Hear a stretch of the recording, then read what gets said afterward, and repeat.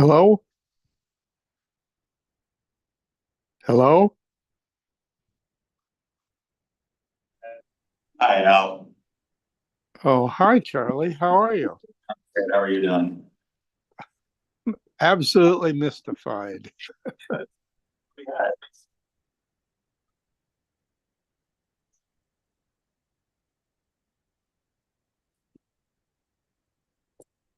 Yeah. Are you ready? I'd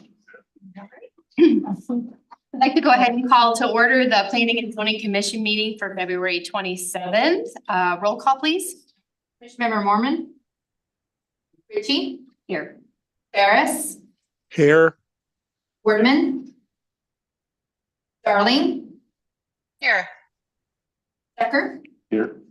Vice. Here. Nate. Here. And Piper. Here. All right, the next agenda item is approval for tonight's agenda. Do we have a motion for approval? Motion to approve. All those in favor? Aye. Oh, second. Sorry. Perfect. And then the fourth item on our agenda tonight is the minutes approval from our last meeting, which was January 23rd. Motion for the approval of the minutes. I'll approve. Second, Second. all those in favor? aye. Aye. Perfect. The fifth item on our agenda tonight is any public comment. This would be any comments related to something not on our agenda for either old business or new business. Seeing none, I'll move on to number 6, which is old business. And for tonight's agenda, we do not have any old business. So we'll move into our new business for this evening. Our first item, 7A, is to consider a vacation request from New Heights Church for an alley located east of the 100 block of South First and west of the 100 block of South Jefferson Way. Emily? Yep, the New Heights Church has submitted a vacation request to vacate an alley located on the east of 100 block of South First Street and west of the 100 block of South Jefferson Way. The portion of alley proposed to be vacated includes only those portions abutting the New Heights Church property running north and south. So this shows that alleyway that they're proposing to be vacated. There are utilities and infrastructure that exist within the alleyway, including electrical service, water service, and a sewer main with a manhole. If the request is approved, a public utility easement and a sanitary sewer easement would be retained by the city. There are 2 findings that must be found favorable in order to approve a vacation request. The first is that there is no need for public use. If easements are retained by the city for utility and infrastructure located within the subject area, then there's no additional need for public use, as the infrastructure and utilities would be protected by the easement. The second is that adjacent property owners will not be denied reasonable access to their properties. The adjacent properties within the Block 19 of Indianola's original plat don't require access to their properties through this portion of alleyway, and as such, they would not be denied reasonable access to their properties. Because both findings for approval can be found favorable, staff's opinion is that maintenance at the public's expense is no longer justifiable and public ownership could be disposed of. So with that being the case, we are recommending approval of the request. Do we have any comments from anyone in the audience tonight on this agenda? I'll comment. My name is Kim A. Bill, and I'm a member of the church. We're just trying to protect our children, so we own both sides of the alley anyway, so we'd like to just close that portion. Pretty simple. Any other comments? Any questions from the commission? Are they going to have to close that approach off then? So it won't be accessible, or? There's no requirement from our end to have that done. I would assume they'll probably still want to use it as a driveway. It's just that they would be able to kind of keep up to their discretion, I guess, of what type of traffic's going through there. They can do what they want to kind of keep that as more of a private piece of property rather than public property. Does it allow them to put up barricades or fences so people don't drive in it? They would have the ability to do that, yeah, within reason and within code, obviously. I mean, we'd have to take a look at that and make sure that whatever they were proposing to put up would be to code. Other questions or comments? Want to make a motion? I'll make a motion to recommend that the vacation be allowed for, as requested, and as approved, as submitted. I'll second that. Harris, Yes. Darling, Yes. Becker, Yes. Vice, Yes. Nate, Yes. Piper, Yes. Richie. Yes. Move on to item 7B, which is to consider the request from David Bentz for a modification to a planned unit development for a property located at 1203 North Key Street.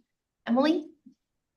So David Bentz, on behalf of Wesley Life Village, is requesting a modification to the Wesley Life Planned Unit Development. The Planned Unit Development Master Plan proposes future site improvements, including an addition and expansion of independent living facilities, a transitional care unit extension, and independent living duplexes. This shows a general overview of the proposed Planned Unit Development Master Plan.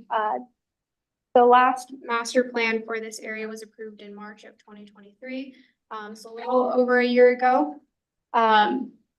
The proposed master plan removes a future road and then maintains Robin Glen. So in the last master plan, they showed a road connection that would generally go this way out to the street over here. And then this road right here, Robin Glen Drive wouldn't be vacated, whereas the previous master plan did show that.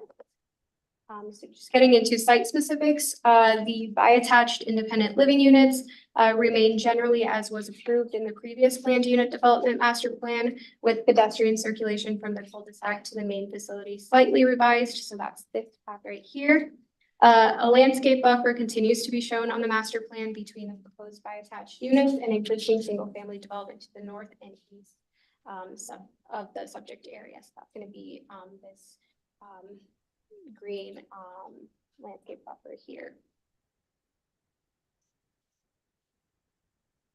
The planned unit development master plan shows the following site improvements for the general main facility. So an independent living addition in this general area, a transitional care addition, a community room slash entrance to the facility, a maintenance garage, and then a future dog park, which is shown here. They did provide some renderings of what architecturally the site would look like. So this shows that, the entrance areas, and then this is the attached independent living facilities that are attached to the main facility. After staff review, we are recommending approval of the request as submitted. And if there's any questions. Do we have anyone in the audience who'd like to speak on this agenda item? Good evening, Chair and members of the commission. David Bentz, Bishop Engineering, 3501. Yeah, basically it's the same thing you've seen before, especially to the north. We didn't change any of that. The cul-de-sac, we worked with the neighbors on that last time around. The main reason for coming back is a reduction due to increased cost with interest rates and cost of construction. It got too much to vacate that road and put in the new road. So just kind of modifying what we're doing to the main building. Happy to answer any questions. Can you guys bring up the map again that you had? Sorry, Yep. I'm Kimberly Leifson. I live directly behind them. Can you state your address for us? 1213 Northeast Street. Okay. I'm just, I guess, trying to clarify, because I think we were out of town when you guys had the last meeting. This is my house here. Is this a parking lot you're putting right next to me? Is that my understanding? And then is this a road as well? So That's a trail. Okay, so this is gonna be a maintenance garage, is that correct, right here? Or is this all parking lot? It's maintenance garage on the corner there. Okay, will you guys have something, will there be like a generator or something there for sound barrier? I'm asking because like right now with our house here and where you guys currently have your facility, I can hear your air conditioning even in my garage, like during the summertime, it's. Is there gonna be something similar set up right next to our house there? It's a conditioned space. Okay, and do you know the distance, I guess, from the edge of where their property is to mine? I don't have that off the top of my head. We'd have those details when we come back for the site plan, but that's kind of a concept plan right now. And this is gonna be, I'm guessing, rubbery and stuff, just the block, Yeah. like the traffic lights and the things like that. Last time I was thinking you were here or your husband was here or something because we had the road going through there. Yes, We had agreed to put some plantings there and we can plant. okay, but now there's no road back here. Correct, yeah, I know the road was a big concern and we eliminated the roads. So this is just like a walking trail. What's this? Bump out there with the It's green. like a square rectangle and then part of it's grayed in. Is that gonna be like another building or is that? No, I think it's just probably benches and rest areas for them as they're walking around. Yeah, I guess unless my husband has any, my biggest concern for us is just making sure that we don't, with people pulling in and out at night, that there's not lights directly in, and that if there is a generator there, there's. Cause it does get really loud. Industrial one. And we still have all the plantings there. Try to So help that should screen it. provide some, Yeah. are you guys planning on putting things that grow fast, so it's like tall? We can work with you on what you want. If you got something specific you want there, as long as it meets city requirements, but I think we had, I don't want to speak out of turn, but I think we had try to screen. And then just so I know, do any of you know the exact, like, will this be parking lot right up to the property line, or does it have to be back, like? It's showing, so the site plan showing a separation and I can see the setback line, which is 30 feet and it's a little bit beyond that. So it's probably somewhere between 30 and 35 feet from what I can tell. From the property line?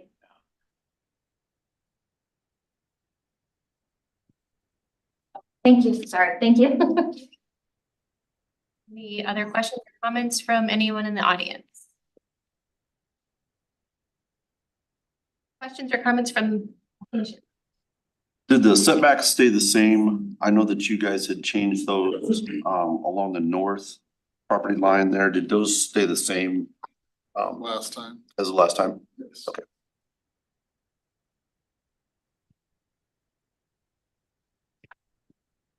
Anyone else? Anyone joining virtually? Hearing none, would someone like to make a motion?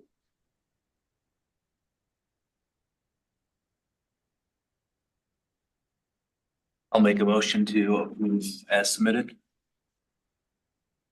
Second. Becker, Yes. Vice, Yes. Nate? Piper, Yes. Ricky? Yes. Ferris, Yes. Darling? Yes.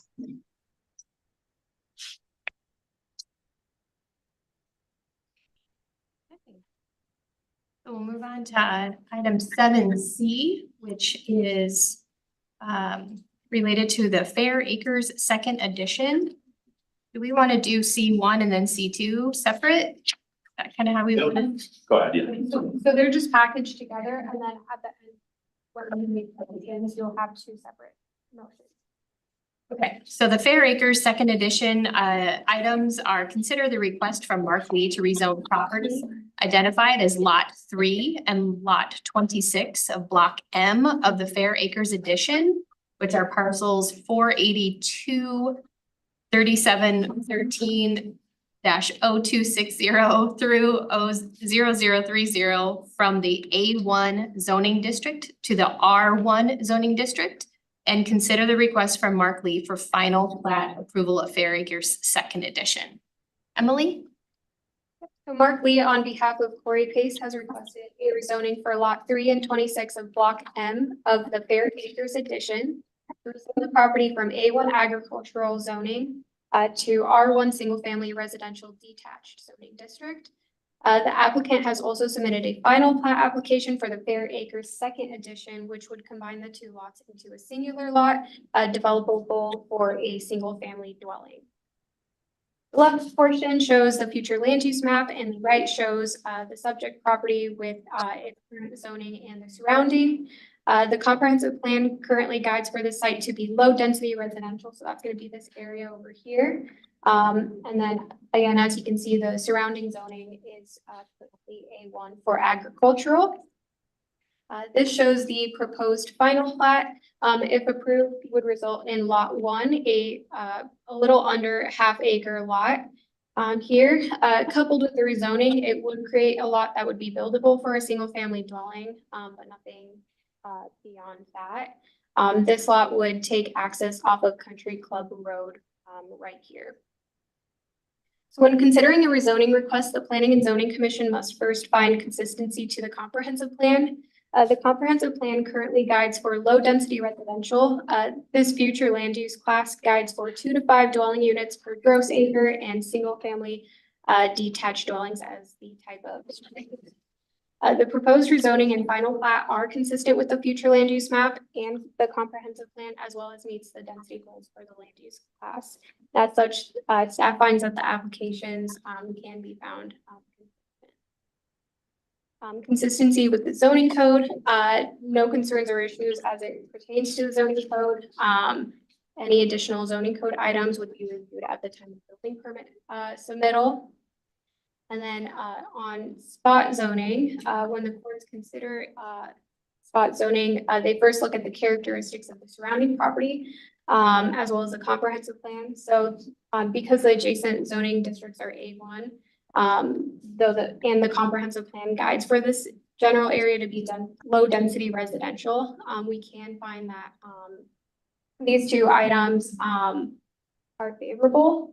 And then the last item relates to the protection of public health, justice, morals, order, safety, and security and welfare. No adverse effects are anticipated with this application proposal. So all 3 of these items could be checked. Staff is recommending approval of both the rezoning requests, so that's going to be 7C1 and then 7C2 would be the final plat.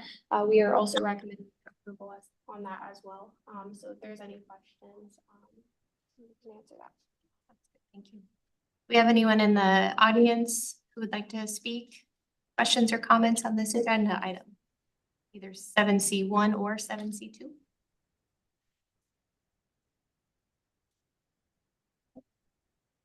Hearing none, how about for the commission members? Anyone with questions or comments? This is Al. I have a question. Unfortunately, I'm using my phone and the maps are about the size of a dime. And I can't, where is this property? It's on Country Club, so north of the golf course on the gravel portion of Country Club there, then it would be right before Hoover Street.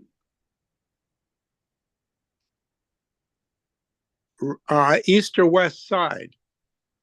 East side. Okay, thank you. Other questions or comments? Anyone like to make a motion? And they need the 2 separate motions for one. 7C1 first. Make a motion to approve 7.C.1 as submitted. Motion to approve, so. Okay. Second. Nice. Yes. Nate? Yes. Expert? Yes. Richie? Yes. Ferris? Yes, Darling? Yes, And Stecker. Yes. And we'll move to 7C2. Can someone make a motion for 7C2? Make a motion to approve 7.C.2. Second. Nate? Yes. Tucci? Yes. Harris? Yes. Darling? Yes. Becker? Yes. And Vice? Yes. We'll go ahead and move on to our next agenda item, which is 7D. Consider the request from Jesse Rugnes for recommendation of approval of a preliminary plat for Emerald Bay Development. So Jesse Ernest has submitted a preliminary plat request for the Emerald Bay development located at 2103 North Jefferson Way.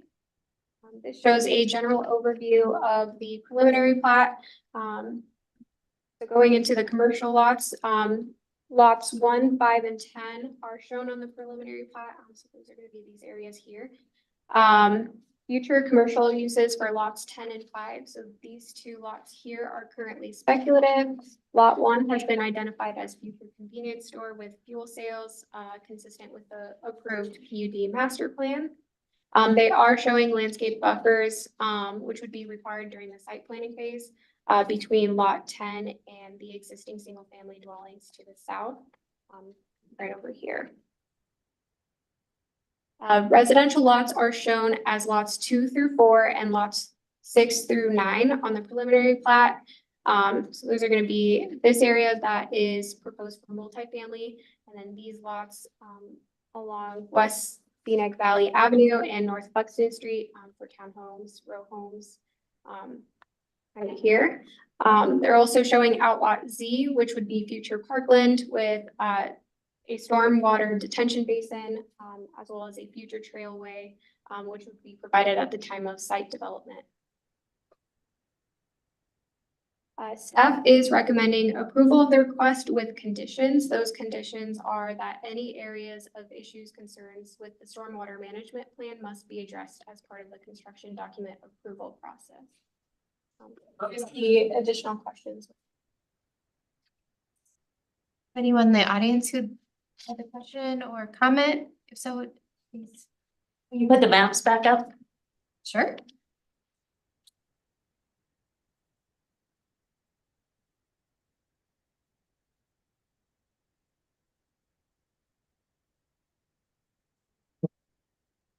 So thank you for having us here. I'm James Bright. I live at 118 West Hillcrest Drive. I'm in the middle there. I've never been against developing because I did that for a living. So I was always, I don't have a problem with that. The way thing when I saw it coming in, just what worries me is places that are high turnovers. It's kind of what I saw here more so than anything. And it's not when we talk about development so much that in my backyard, it's more, it's the hard work and money that I put like in my house because that's part of my retirement. That's my investment. I don't want to lose too much if something comes in and we've talked about it and I understand. I've really not seen anything other than some basics. It's supposed to be high end, which I hope. I've worked on high end townhomes and you see a lot of retired people there for the most part, but when you've got the apartment, I'm sure this would go with the single dwelling apartments. You've got a lot of turnover, and I've worked on not so nice and real nice, multifamily homes. So and they deteriorate over time, and that's kind of what it's our investment. We worry. It's not so much my backyard. It's just you want the best in your area. But I know there's single family above, there's single family south. We're all single family. And I knew this was a tough area because the topography is, I told my wife, I said, it's going to be developed someday, but it's a tough one. I knew that. And I'm understanding probably that's why the multitude, so much is going in there, is to try to coop the profit that I'm sure they're wanting to gain from this. But my only aspect was it's a beautiful neighborhood. It looks like we have it on the north side of that. It looks like it's, if I'm mistaken, just from my drawing, it looks like multi or single family homes. And I guess the development that came in south of us was single. I mean, it's just a nice, and that was my concern. And I'm hoping through our discussions, the buffers and that, out of sight, out of mind is a good policy. And if that's true if everything they're telling us is true to form, it's high end. I just sometimes I struggle with single apartments being high end, I did underground, I mean, I've done some, I'm just not, if that's the case, then great. It's just, I know what things run down. And, trust me, I've been around it. And that's just what I didn't want in our neighborhood. It was my first complaint earlier. And like I said, it's not so much because development is development, it's gonna happen. But my concern was the quality, what we're actually gonna see, the clutter, you can put too much stuff in and it gets to where, and you're not gonna see families, you're not gonna see kids playing ball in their backyards, or it's gonna be like I said, it's gonna be high turnover because unless it's a lot of retired people living there. Like I said, that was my problem from the beginning. Cause I know Indianola's a bedroom town, it's always been that way, that's the way we liked it. And I've been through all my life, so anyway, thank you for listening.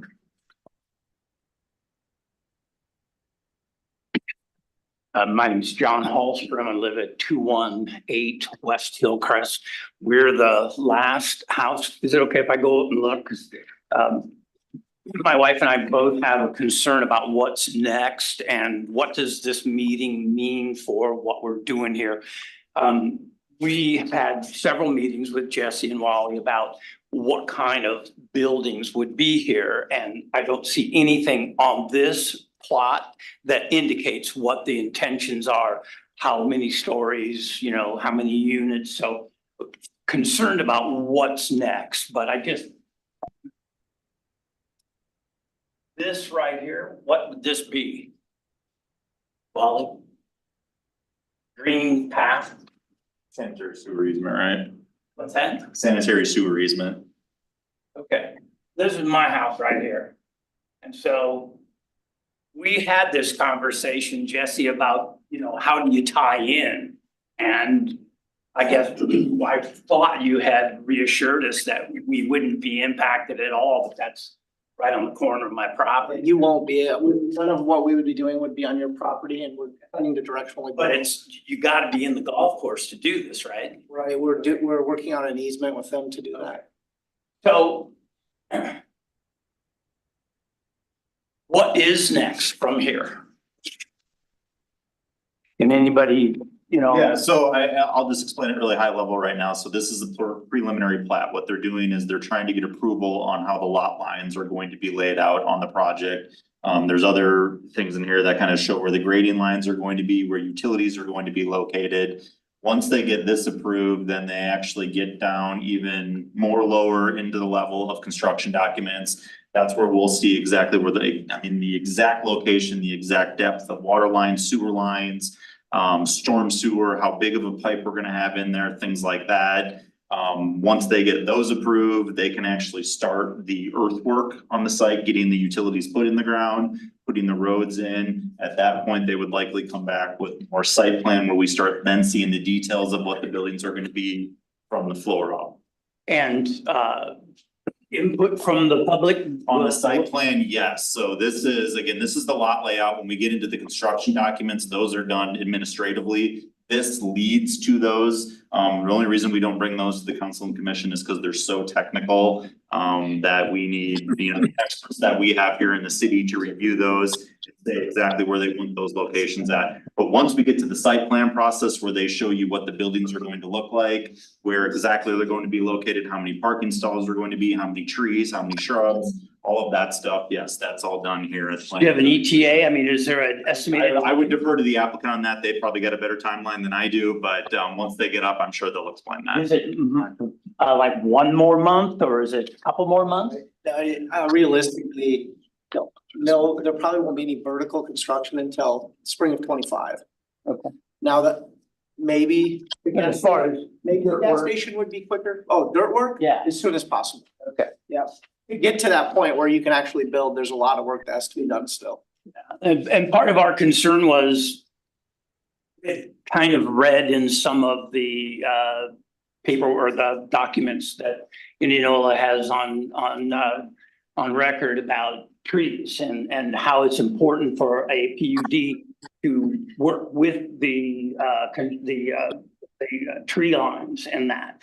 So just kind of concerned that if they just come in there with the bulldozers and just push all the trees down, then they've got nothing there. You're And talking that kind of that draw that's right in the middle of the property there. yeah, well, And A lot of those trees will go because we're creating a park area there with a pond and that's gonna be the tension. But as far as on the perimeter, we're actually gonna be planting a lot more. okay. And then adding back in for the ones we take out. Most, if you've been down there, if there's any good ones, we're gonna try to keep them, but most of them are not that great of trees. Right. Okay. Charlie, do we have a layout available that You got was on the original? Was it for? The PUD. Yeah, PUD one was. Yeah, we could probably bring that up if you need to show that. Okay, are you wanting to see kind of how that relates to this right here? Yes. Okay, Is that possible? Yeah. that's that one right there. Let me Yes. see. Can you get to it or do you want me to pull it up on mine? It'd be a good refresher just to show what, where.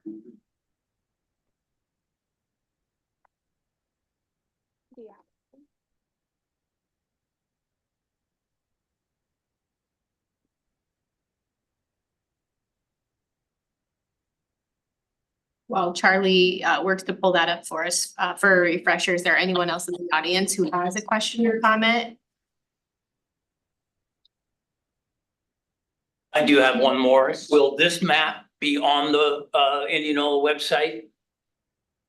So that the Yeah, neighbors so- that aren't here. Sure, see sure. it? So, and I can get you a link to that. The preliminary plat that they've submitted is on the agenda with this meeting and it's all online. So if, It's really hard. I have a hard time navigating. Sure, sure. On you guys' website. let's talk after the meeting. Okay. I can give you my email address and I'll send it to you Cool. if you can give me your email. Thank That's you. not a problem. So our entire agenda packet is available online to the public.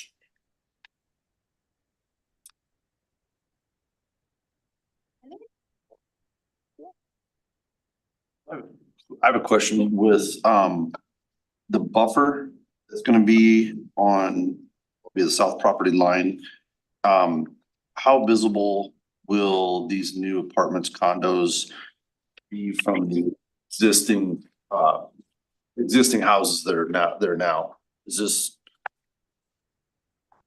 Good evening, honorable chair, members of the commission, Wally Peltz, Peltz Design Services, 2323 Dixon Street, Des Moines, Iowa. So if I can direct you to the plan, so behind the blue buildings that were shown on there previously was closer. After meeting with neighbors and residents, we took notes, created vertical separation. So from where you see in the backyards, you can see the intense lines along that southern property line. That is about 15 foot of drop. So as we listened to them, they were hoping that the roof lines wouldn't be blocking their views and whatnot. So with the concepts that we're looking at, we're 15 feet below them. Which we heard what they asked for and we did our best to get there. It's not 15 feet the whole way. It starts at the east end on the commercial side at 5 and then tapers 50 where it's the thickest where those lines are together. And then at the far southwest corner, we have 10 feet. That also, we've agreed to do a planting buffer, which Jesse has talked about, which we'll document in the construction documents. And then as each individual site comes along, you'll also notice on the commercial, we did put in a 30-foot buffer. That was not part of our PUD. That is, I believe, we just wanted to make sure that there was a buffer there. And then even further, we put the 10-foot setback from the property line. So it's narrowed that developable area for buildings away from the residential properties to the south. The apartments are about a football field and a half to the north of the rear property line of the adjoining property owners to the south. It's kind of a catch-22. When I don't have my buildings to block their view, they're gonna see the apartment buildings, but they'll also see the pond. So their direct view would be the rear yards of the townhomes or the detached townhomes that we have drawn. Then across the street, those would be walkouts because they lay well nicely against the pond. So I got another vertical drop. Then on the far side, the building configuration, as we went through kind of some of the rough grading, they're gonna stack horizontally. with patios and decks facing this way, but it should be, we have some concepts that we're working through for Jesse to look at, and some ideas that he gave us of some of the high-end materials and projects that he's referenced before. So you're talking about 500 feet to the closest patio to their back property line. I can't tell you how close it is to their house because their homes sit closer to the road on Hillcrest side. So, you know, I don't have an exact number, but I can tell you from probably about 500 feet. Perfect. Any other questions from the commission? Well, we've got Wally.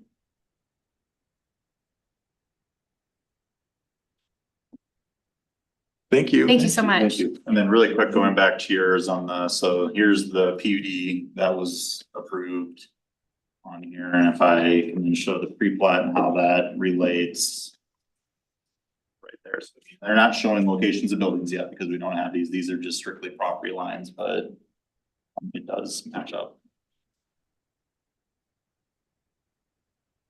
Do traffic studies have any impact on density of dwellings in here? No, the traffic studies won't impact density at all. The density will actually impact the traffic study more than anything. So the one thing that we'll be looking at once the traffic study is submitted, especially on this one, it's gonna, you know, the timing of the traffic signals, the geometry of the intersection, if we need additional turn lanes. You can see on here, they're already showing an additional right turn lane coming southbound into town, right in front of the vet clinic there onto that road. I think that's more or less probably them just saying, we know that the traffic studies says that we're gonna have to have that there, so we're already showing that there. But really what it will impact is just how those intersections work, how those traffic signals within those intersections work, if we need to retime them or anything like that. Those will really be the kind of the key things on this one that we're looking Are at. they adding any additional lights?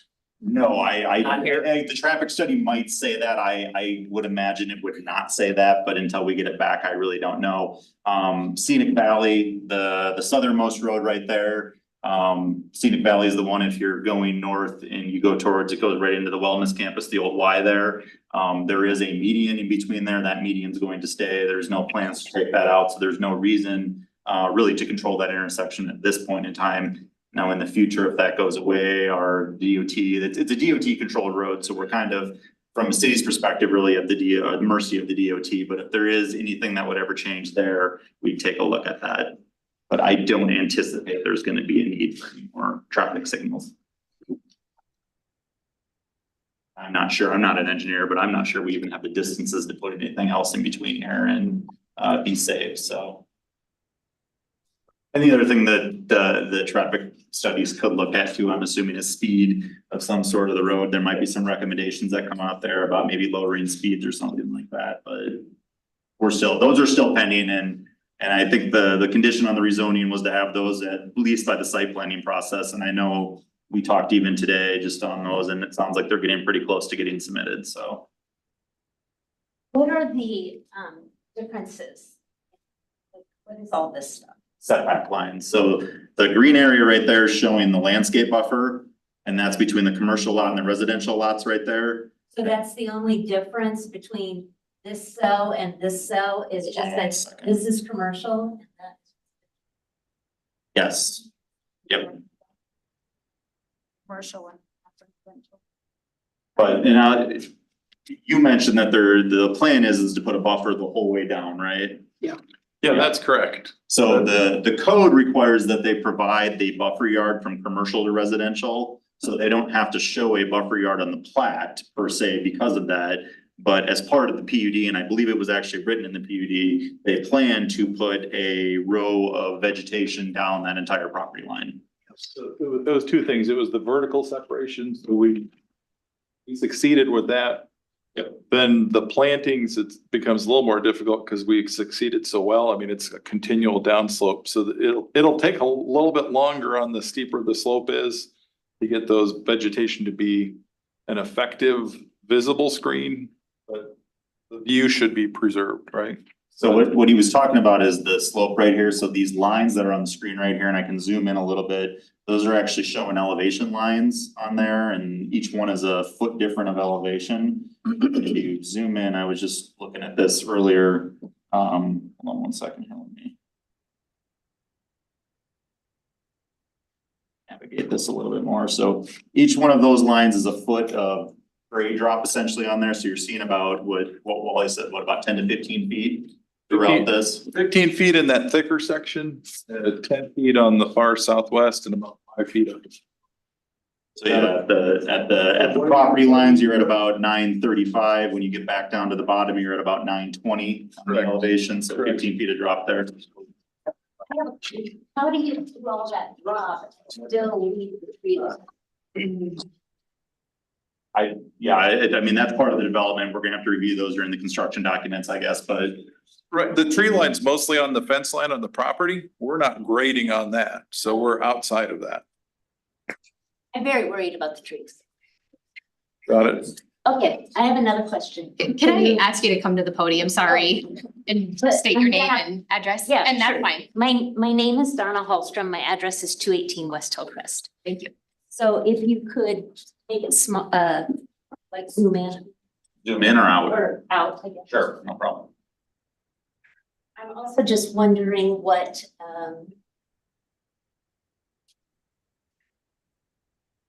there was just a little space here back behind the Wilson's house, and I was wondering what that was on that other map. Yep. Sure. Yeah, this, I was wondering what that space is. Zoom in on that one really quick, because I'm not sure without looking at it. The buffer between the commercial lot and the Yep. residential lots. Yeah, so this is the green line right here. It's a buffer yard. So that buffer goes along the south property line right here, but then also goes along this property line here because there's residential on this side, so they have to buffer between the commercial and residential. We can just make that a soccer field.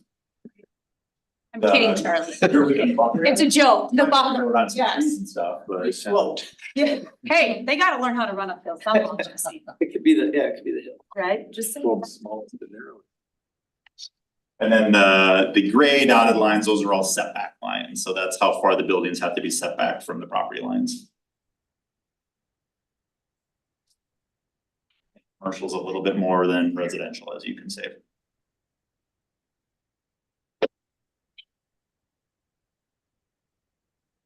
Any other questions or comments? Just one last check with the commission members. Hearing none, someone like to make a motion? Just to refresh, the recommendation was, the request be approved with condition.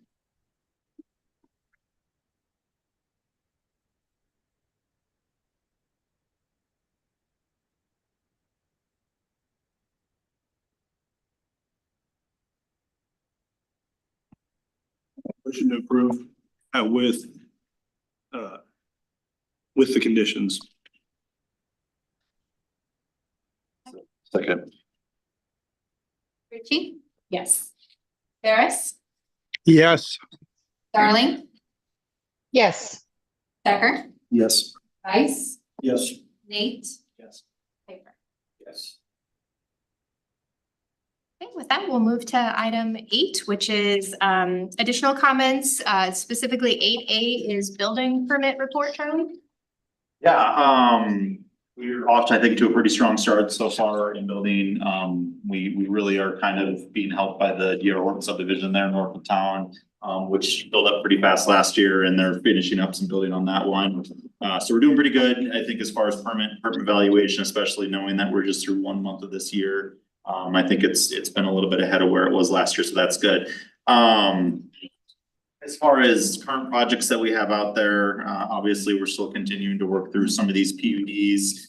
We're starting to get a lot of inquiries in on some bigger projects this year, some more commercial, some more residential, that we haven't had here for a little bit. So I think it should be a pretty busy year from what I'm seeing right now, but I think that be spending a lot of time in this room going through some of these plans, thankfully, so.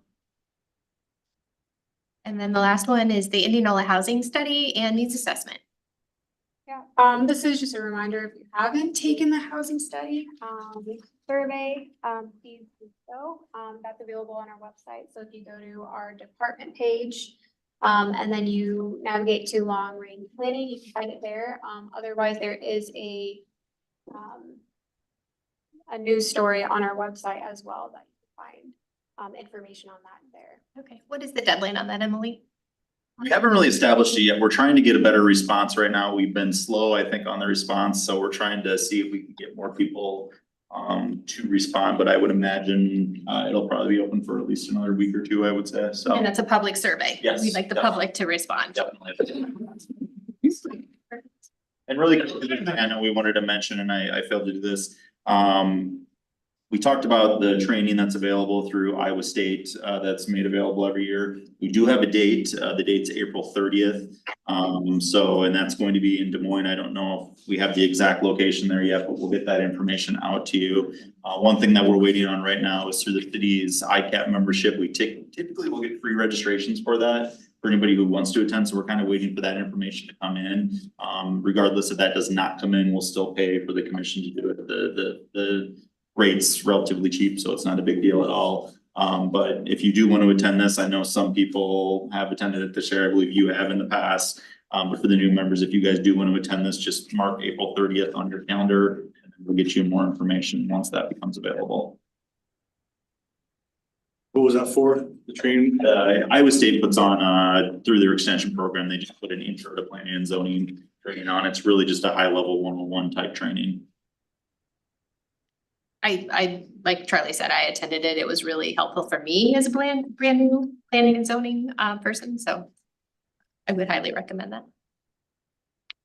Lynn, have you done that too? I did. Yeah. Yes, last year. But anyways, yeah, we'll get the information out to you, so. I think we have anything else, though. That would someone like to make a motion to adjourn? Motion to adjourn. All those in favor? Aye. Thanks, Alan and Steve. See you in March. March, right around the corner.